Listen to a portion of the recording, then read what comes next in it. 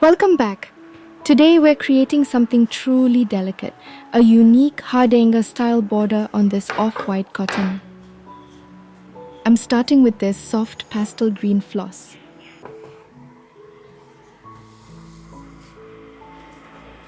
It's an incredible choice for adding a touch of charm to the bodice or sleeves of a dress. I have separated 3 strands to give the stitches a nice, slightly raised texture.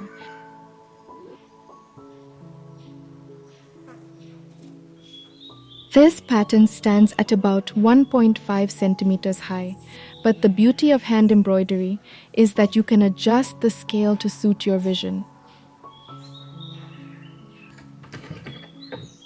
Before we dive into the stitches, let me just fix my hoop onto the stand here. I want to make sure the camera has a perfectly clear view of the fabric threads for you. For this project, a loose weave fabric is your best friend. It makes counting so much more relaxing. I am counting 4 threads vertically and 4 horizontally to create small uniform squares moving from right to left. If you're working with a tighter fabric where the threads are hard to see, don't worry. Just draw a fine grid first to guide your needle.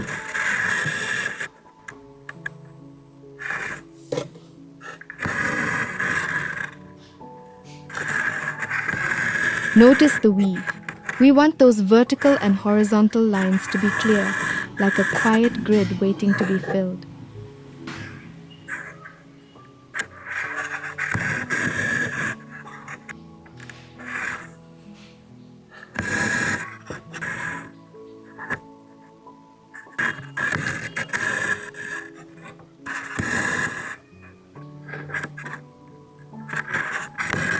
Sometimes the smallest change in direction creates an entirely new world. Instead of our steady rows of squares, let's try something with a bit more rhythm. Little triangles like peaks of a distant mountain range.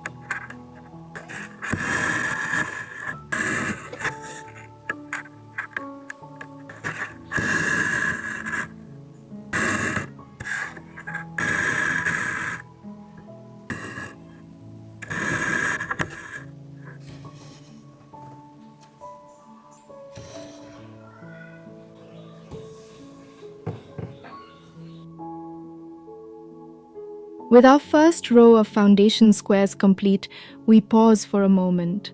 Flip the fabric over gently and secure the thread with a small tidy knot against the back.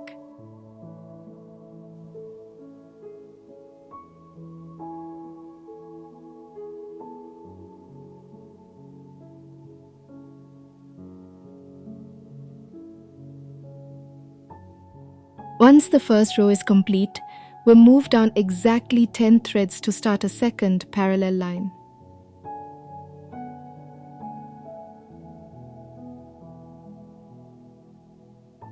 Take your time with the count.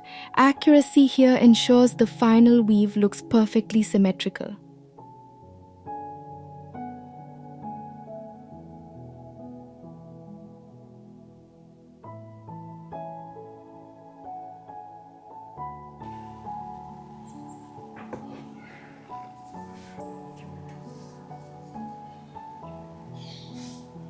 Now let's switch to a single strand of beige floss, doubled over.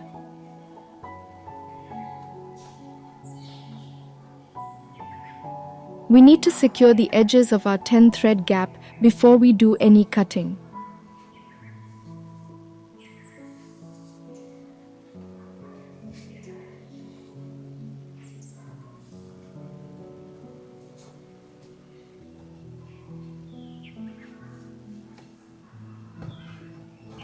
We start with a loop, securing the thread gently. Now we begin our blanket stitches. We aren't just decorating, we are locking these threads in place, making them feel safe before the transformation begins.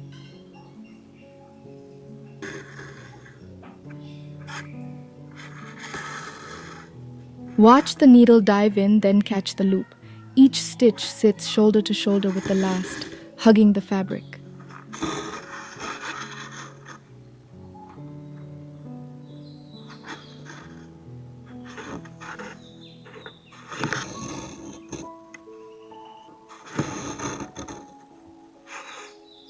One side is finished, a clean, sturdy line.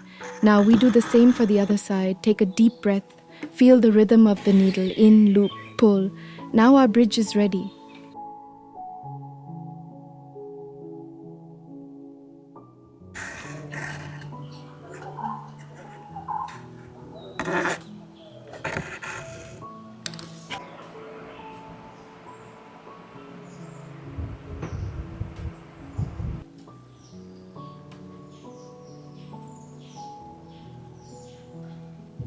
With very sharp tips, we glide the scissors just inside our blanket stitches. Listen for the tiny snip. It's the sound of a new space opening up. We are only cutting the horizontal threads. Be patient, be precise. Now, using the tip of the needle, we gently pull them out one by one.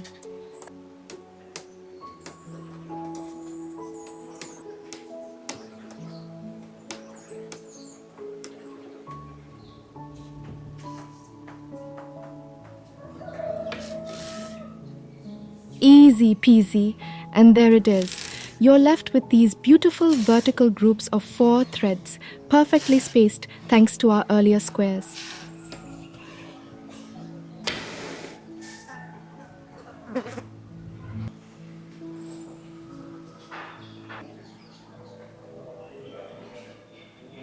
For the final touch, we'll take our beige thread and come through the middle of the blanket stitch on the left.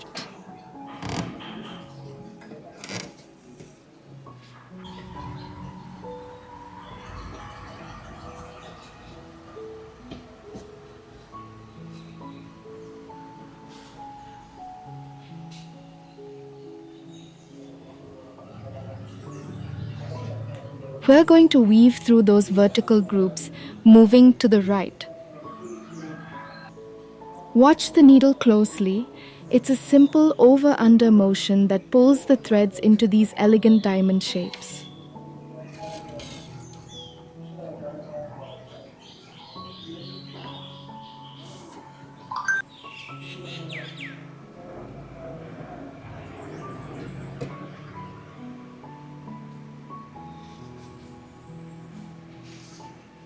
The vertical threads are now grouped into sets of 4, cinched in the middle to create these double diamond windows.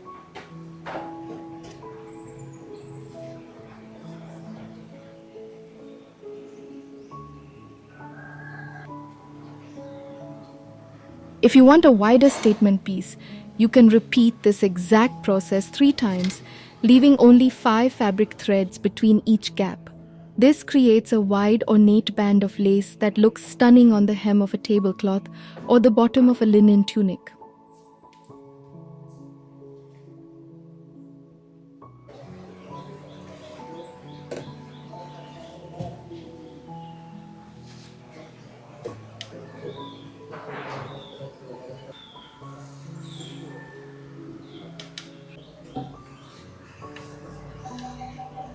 This isn't just a decoration. It's a drawn thread masterpiece that adds a high-end boutique finish to any handmade garment.